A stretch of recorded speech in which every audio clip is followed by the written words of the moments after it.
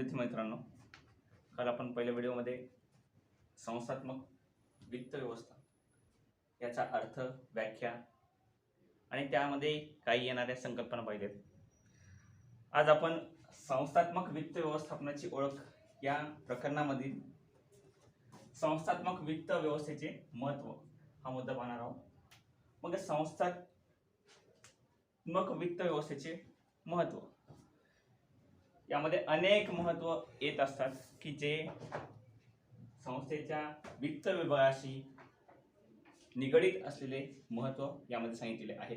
यामध्ये पहिला मुद्दा आहे निर्णय प्रक्रियेत मदत करते.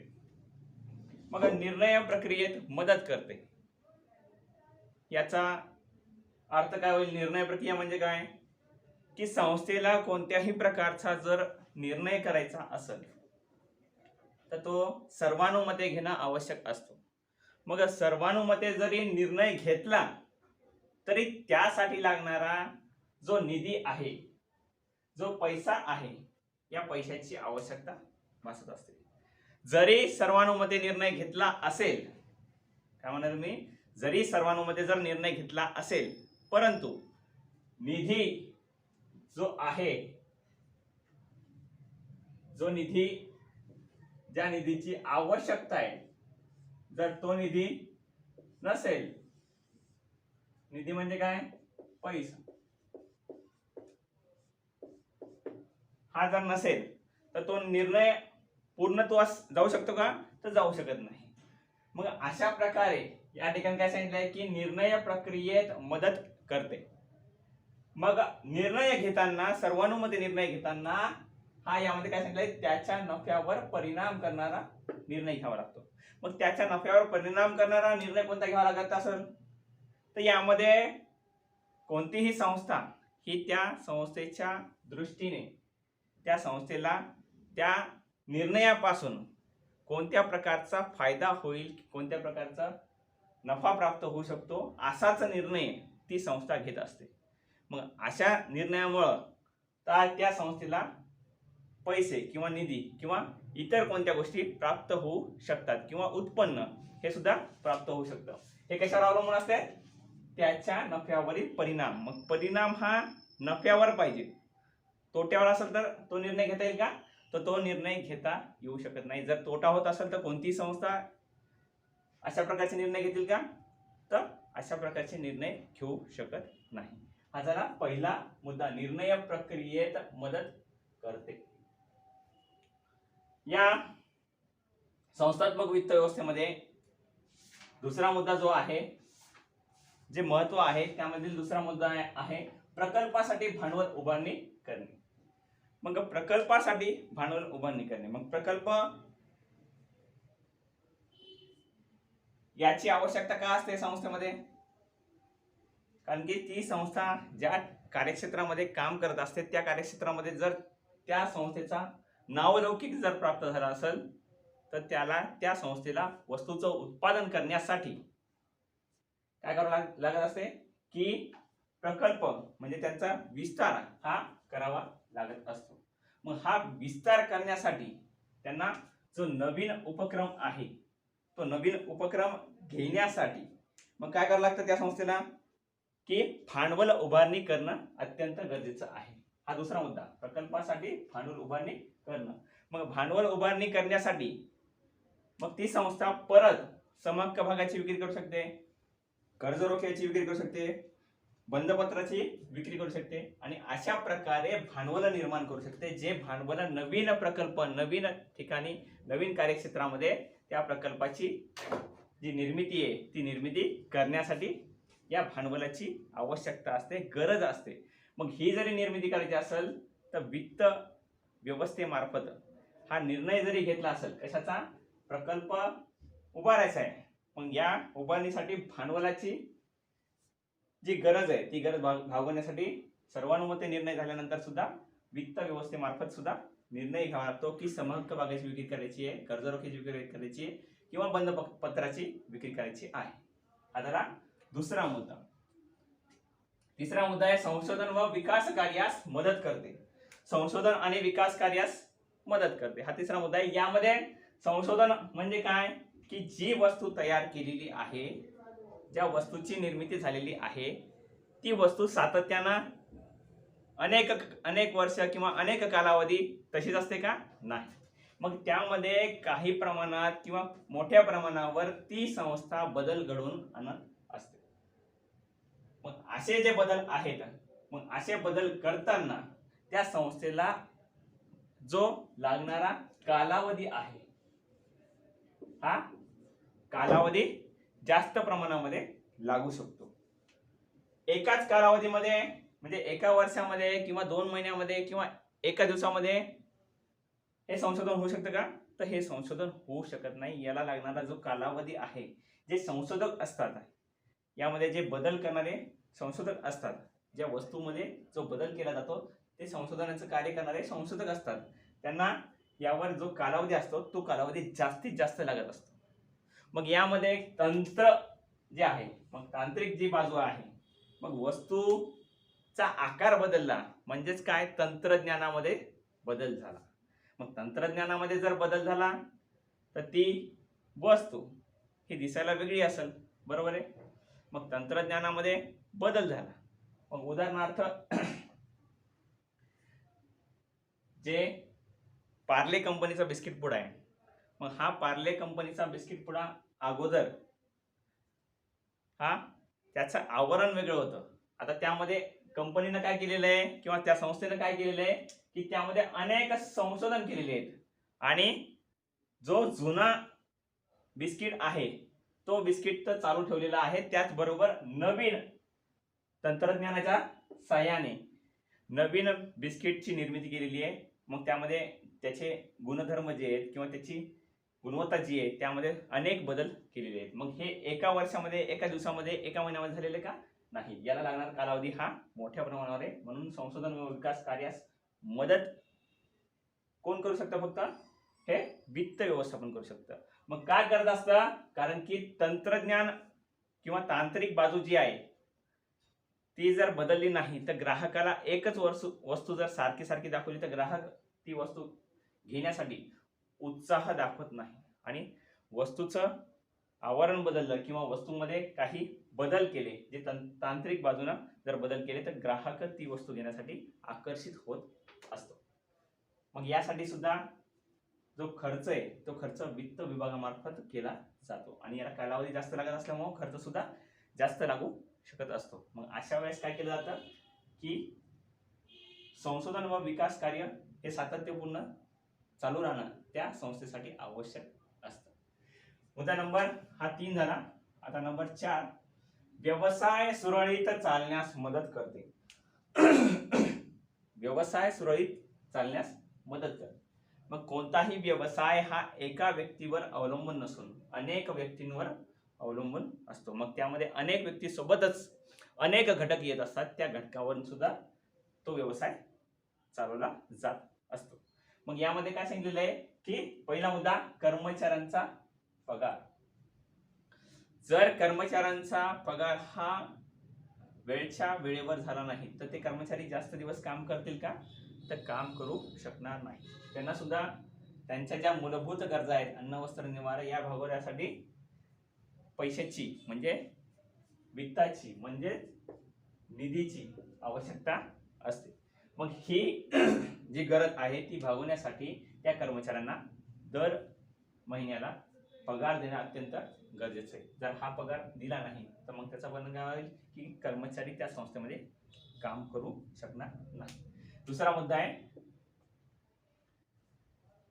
कर्जावर रकमेची परतफेड. मग कर्जावर रक्कम जर घेतली असेल इतर व्यक्तींकडून किंवा इतर काही ठिकाणाहून तर अशा वेळेस मग काय केलं जातं की कर्जाची जी परतफेड आहे ती व्याजाच्या स्वरूपामध्ये द्यायची असते. मग ही व्याजाची परतफेड ही त्या संस्थेला करणं बंधनकारक आहे. मग यामध्ये जर काही कालावधी उशीर झाला तर मग व्याजाचं प्रमाण सुद्धा वाढू शकतं. मग हे जे व्याज आहे ते व्याज किंवा हे कर्जाची रक्कम जी आहे ती सुरळीतपणे ज्या महिन्याला व्याज देणं आवश्यक आहे त्या महिन्याला व्याज देणं बंधनकारक राहील त्या संस्थेला. जर दिलं नाही तर त्या संस्थेला नुकसान जास्तीत जास्त नुकसान सहन करावं लागत असते, म्हणून कर्जाची रक्कम जी आहे त्याची परतफेड करणं अत्यंत गरजेचं आहे. तिसरं आहे ते आपण कच्चा माल. जर कच्च्या मालाचीच खरेदी झाली नाही तर वस्तूचं उत्पादन केलं जाऊ शकतं का? तर वस्तूचं उत्पादन केलं जाऊ शकणार नाही. मग वस्तूचं उत्पादन जे केलं जातं, मग ही वस्तू तयार करण्यासाठी जो कच्चा माल आहे तो कच्चा माल सातत्यपूर्ण त्याची खरेदी करणं आवश्यक आहे. मग या कच्च्या मालाची खरेदी करायची असेल तरी कशाची लागते? पैशाची म्हणजे निधीची किंवा वित्ताची आवश्यकता असते. मग ही आवश्यकता पूर्ण करणं त्या संस्थेला गरजेचं आहे. नंबर 4, विक्री संवर्धन.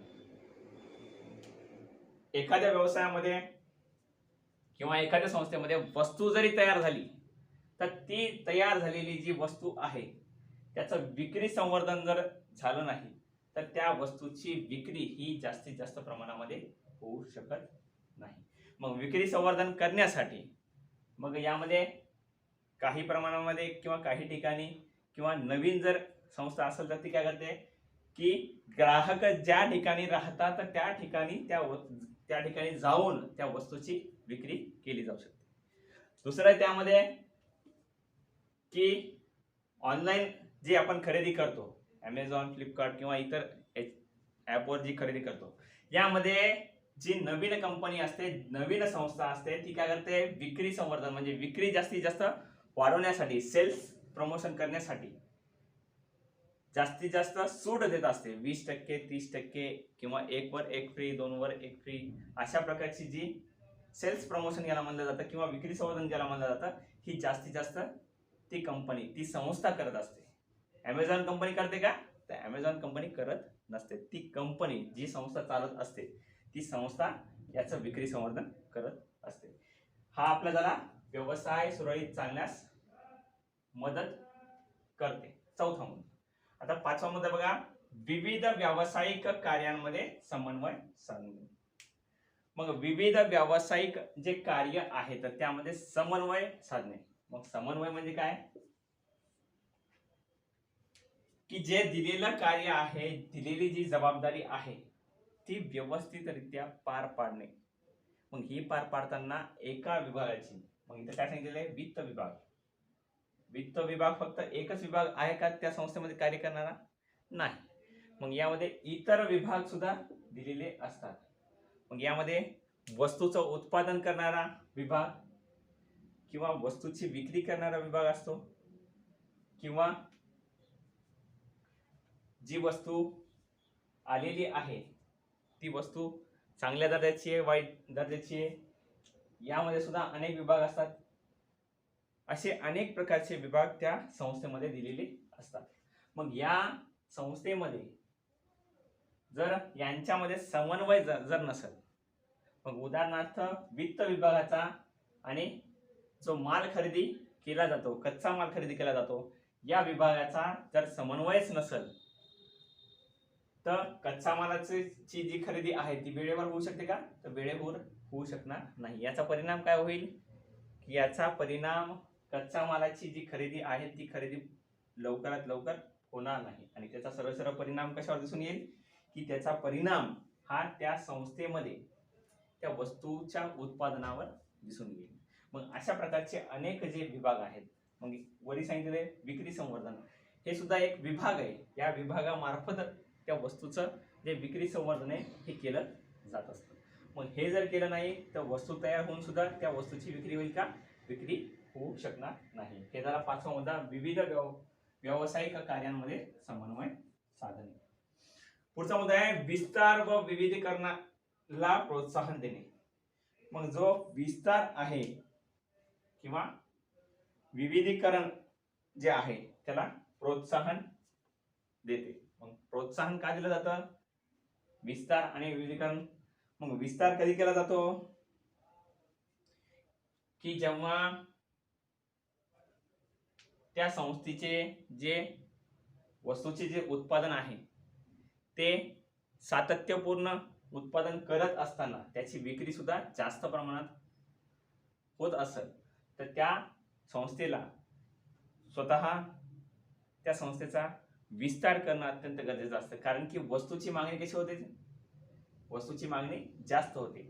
मग अशा वेळेस संस्थेला काय करावं लागत असतं की त्या संस्थेचा विस्तार करून आणि अजून वस्तूचं उत्पादन कसं जास्तीत जास्त वाढवता येईल यासाठी प्रयत्न करावा लागत असतो. त्याचबरोबर काय सांगितलेलं आहे की आधुनिक यंत्र सामग्री आणि आधुनिक तंत्रज्ञान या दोन्ही बाजू अत्यंत महत्त्वाच्या आहेत जर वस्तूचं उत्पादन करायचं असेल तर. मग वस्तूचं उत्पादन करण्यासाठी आधुनिक यंत्रसामग्री आणि आधुनिक तंत्रज्ञान. मग आधुनिक यंत्रसामग्रीची आवश्यकता काय, कारण की जर यंत्रसामग्री जर चांगल्या दर्जाची नसेल तर त्याचा फायदा होऊ शकतो का त्या संस्थेला, होऊ शकणार नाही. वस्तूचं उत्पादन कमी प्रमाणात होईल आणि वस्तूची मागणी ही त्या संस्थेकडे जास्त असल्यामुळं या आधुनिक यंत्रसामग्रीची आवश्यकता त्या ठिकाणी लागेल. त्याचप्रमाणे काय आधुनिक तंत्रज्ञान, एकाच प्रकारचं तंत्रज्ञान सारखं सारखं जर वापरलं तर त्याचा उपयोग होईल का, नाही. त्याचा परिणाम काय होईल की इतर ज्या संस्था नवीन तंत्रज्ञानाचा जर वापर करत असेल आणि एखादी कंपनी जुन्या तंत्रज्ञानाचा वापर करून वस्तूची निर्मिती करत असेल तर बाजारामध्ये जी वस्तूची त्या संस्थेची जी वस्तू आहे त्याची विक्री कमी प्रमाणात होऊ शकते, कारण की इतर ज्या संस्थेची वस्तूची विक्री जी आहे ती जास्त वाढेल, कारण की त्यांनी जे तंत्रज्ञान आहे ते आधुनिक प्रकारचं वापरल्यामुळे त्याचा फायदा त्या संस्थेला होऊ शकतो. हा झाला 6वा मुद्दा, विस्तार व विविधीकरणाला प्रोत्साहन देते. 7वा मुद्दा बघा, व्यवस्थापकीय जोखीम हाताळणे. जी व्यवस्थापकीय जोखीम आहे ती हाताळणं अत्यंत गरजेचं आहे. मग यामध्ये जे व्यवस्थापक असतात त्यांना अशा अनेक ज्या जोखीम आहेत त्या जोखीम घ्याव्या लागत असतात, त्याशिवाय ती संस्था चालवता येत नसते. यामध्ये पहिला मुद्दा आहे अचानक विक्रीत झालेली घट.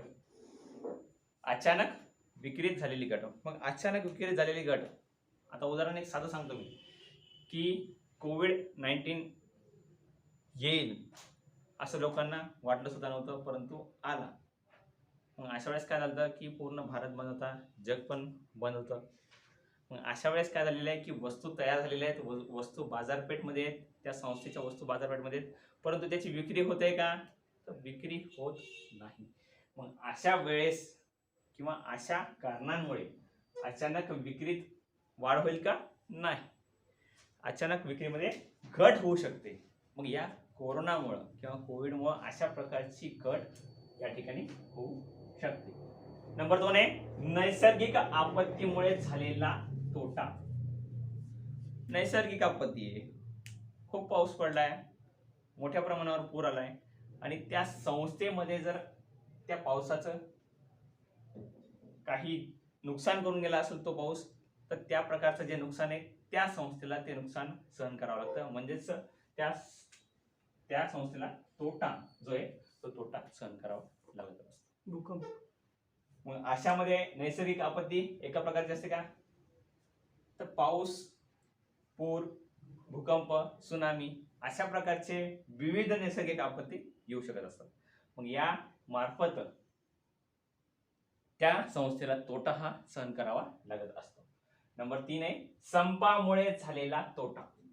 मग जर कर्मचाऱ्यांना जर संप केला असेल, मग अशा प्रकारचा जर संप झाला तर वस्तूचं उत्पादन चालू राहील का, तर वस्तूचं उत्पादन साहजिकच आहे की बंद राहणार. वस्तूचं उत्पादन बंद राहणार म्हणजेच काय की एक प्रकारे त्या संस्थेचं जे उत्पन्न आहे ते उत्पन्न बंद होणार. मग अशा प्रकारचा जो तोटा आहे तो तोटा सुद्धा कोणाला सहन करावा लागतो, त्या व्यवस्थापकाला किंवा जो व्यवस्थापक असतो त्यांना सहन करणं आवश्यक आहे. मग यामध्ये अशा प्रकारचे 3 मुद्दे येतात. व्यवस्थापकीय जोखीम हाताळणे हा मुद्दा आपला आता झालेला आहे. मुद्दा 8वा बघा आता, जुन्या मालमत्ता बदलणे. मग जुन्या मालमत्ता ज्या आहेत त्या बदलण्याची आवश्यकता त्या संस्थेमध्ये असते किंवा नाही, हे त्या संस्थेमध्ये जो यंत्रसंच आहे किंवा यंत्रसामग्री आहे यावर अवलंबून असते. बघा, जर एखाद्या संस्थेने त्या संस्थेमध्ये 10 वर्षापासून एखादा यंत्रसंच जर असेल, काय म्हणतो, यंत्रसंच जर असेल आणि आधुनिक तंत्रज्ञानाद्वारे, आधुनिक जो तंत्रज्ञान विकसित झालेला आहे, 10 वर्षापूर्वी यंत्रसंच आणि आजचा यंत्रसंच यामध्ये खूप फरक राहणार.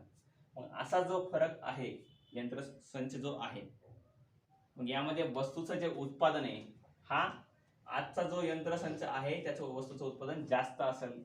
जे 10 वर्षापूर्वीचं यंत्रसंच आहे त्याचं जास्त उत्पादन राहील का? जास्त राहणार नाही.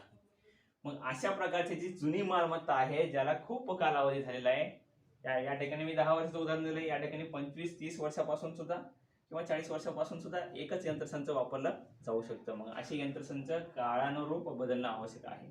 मग जे यंत्रसंच आहे किंवा यंत्रसामग्री जी आहे, ही काळानुरूप आधुनिक जी उपलब्ध होईल, त्या आधुनिक यंत्रसंचाची किंवा यंत्रसामग्रीची खरेदी करण्यासाठी सुद्धा कोणाची संमती घ्यावी लागते? वित्त विभागाची. म्हणून याला संस्थात्मक वित्त व्यवस्थेच्या महत्वामध्ये सांगितलेलं आहे की जुन्या मालमत्ता जरी बदलायच्या असेल तर वित्त विभागाची परवानगी घेणं अत्यंत गरजेचं आहे.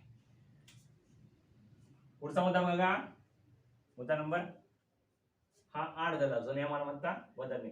मुद्दा नंबर 9 बघा, लाभांश व व्याज देण्यासाठी मदत करणे. मग लाभांश जो आहे, हा लाभांश भागधारक जे आहेत, म्हणजे जे समहक्क भागांची खरेदी करून त्या कंपनीचे मालक होऊ शकतात, असे जे भागधारक असतात यांना लाभांश देणं अत्यंत गरजेचं आहे. पण हा लाभांश देण्यासाठी सुद्धा त्या कंपनीला जास्तीत जास्त नफा कसा प्राप्त करता येईल यावर विचार करावा लागतो. जेव्हा नफा जास्त प्राप्त होईल तेव्हाच त्या भागधारकांना नुसतं लाभांश देता येईल का? नाही. मग यामध्ये काय सांगितलेलं आहे की लाभांश देताना सुद्धा जो लाभांश आहे तो किमान लाभांश देता येईल का? नाही, तो कमाल लाभांश देण्याची आवश्यकता आहे. मग हा लाभांश देण्यासाठी जास्तीत जास्त नफा हा त्यांना प्राप्त करावा लागत असतो. यामध्ये दुसरा मुद्दा आहे कर्ज रोखेधारक आणि बँका. जर कर्ज रोखेधारकाची यांना भागाची विक्री जर केली असेल तर त्यावरील व्याज किंवा ज्या बँका आहेत या बँकाकडून जर कर्ज काढलं असेल तर यांना सुद्धा व्याज देणं अत्यंत गरजेचं आहे. मग हे व्याज देताना वित्त विभाग जो असतो त्यांच्या मार्फत हे व्याज दिलं जातं. म्हणून यांचा समावेश संस्थात्मक वित्त व्यवस्थेच्या महत्वामध्ये करण्यात आलेला आहे. शेवटचा मुद्दा बघा, विविध कर व शुल्क भरण्यासाठी मदत करते. विविध कर आणि शुल्क भरण्यासाठी मदत करते. मग यामध्ये आयकर सांगितलेला आहे पहिला मुद्दा. जे उत्पन्न असतं त्या संस्थेचं, त्या उत्पन्नावर त्यांना शासनाने ठरवून दिलेल्या नियमानुसार काही प्रमाणामध्ये कर भरावा लागत असतो. तो कर भरणं त्या संस्थेला बंधनकारक असतं. पण हा जरी कर भरायचा असेल तर कशाची आवश्यकता असते? पैशाची म्हणजेच निधीची म्हणजेच वित्ताची आवश्यकता असते. मग ही आवश्यकता जरी असेल तर त्यासाठी अनेक कार्य करावं लागत असतात की वित्त विभाग जे असतो तो संस्थेमध्ये जे सर्व लोक असतात, सर्व लोक म्हणजे कोणते? संस्थेचा अध्यक्ष, उपाध्यक्ष, चिटणीस किंवा इतर जे व्यक्ती असतात त्यांच्या अनुमतीने हा कर किंवा इतर जे कार्य हे केले जातात. नंबर 2 काय सांगितलं याच्यातला? वस्तू व सेवा कर, गुड्स अँड सर्व्हिस टॅक्स. हा सुद्धा वस्तू जेव्हा तयार केली जाते, तयार करून बाजारपेठमध्ये विक्रीच्या अगोदर त्यावेळेस तो कर देणं आवश्यक आहे. आणि त्याचप्रमाणे कच्च्या मालाची जरी खरेदी केली असेल तरी सुद्धा त्या संस्थेला कर हा द्यावा लागत असतो. मग अशा प्रकारची वस्तू आणि सेवा कर सुद्धा देणं आवश्यक आहे. आणि तिसरं आहे नोंदणी अधिकाऱ्याला अदा करावयाचे शुल्क. जेव्हा संस्थेची नोंदणी होते तेव्हा संस्था अस्तित्वात येते, जेव्हा प्रवर्तकाच्या मनामध्ये ती संस्था स्थापन करण्याची इच्छा निर्माण होते आणि ती इच्छा किंवा ती कल्पना अस्तित्वात आणली जाते, मग अशा वेळेस त्या संस्थेची नोंदणी करण्यासाठी नोंदणी अधिकाऱ्याकडे त्या संस्थेचे सर्व कागदपत्र देऊन संस्थेला नोंदणी शुल्क अदा करावा लागत असतो. ही नोंदणी शुल्क भरल्यानंतर ती नोंदणी त्या संस्थेची नोंदणी अस्तित्वात येते किंवा ती नोंदणी झालेली संस्था असं तिला म्हटलं जातं. मग यामध्ये विविध कर आणि शुल्क जे आहेत यामध्ये 3 मुद्दे येतात: आयकर, वस्तू व सेवा कर आणि नोंदणी अधिकारी यांना अदा करावयाचे शुल्क, हे 3 येतात. बघा विद्यार्थी मित्रांनो, संस्थात्मक वित्त व्यवस्थेमध्ये जे महत्व आहे ते महत्व, निधी म्हणजे काय? पैसा. पैसा, निधी आणि वित्त हा या सर्व बाबी यामध्ये येत असतात. नंबर 1 बघा मुद्दा काय आपण बघितलेला आहे, निर्णय प्रक्रियेमध्ये मदत करते. दुसरा मुद्दा बघा, प्रकल्पासाठी भांडवल उभारणी करणे. तिसरा मुद्दा, संशोधन व विकास कार्यास मदत करते. चौथा मुद्दा, व्यवसाय सुरळीत चालण्यास मदत करते. पाचवा मुद्दा, विविध व्यावसायिक कार्यामध्ये समन्वय साधणे. सहावा मुद्दा, विस्तार व विविधीकरणाला प्रोत्साहन देते. सातवा मुद्दा बघा, व्यवस्थापकीय जोखीम हाताळणे. नंबर 8, जुन्या मालमत्ता बदलणे. नंबर 9, लाभांश आणि व्याज देण्यासाठी मदत करणे. आणि नंबर 10, विविध कर व शुल्क भरण्यासाठी मदत करणे. यानंतर आपण पुढच्या लेक्चरमध्ये पुढील भाग बघणार आहोत. धन्यवाद.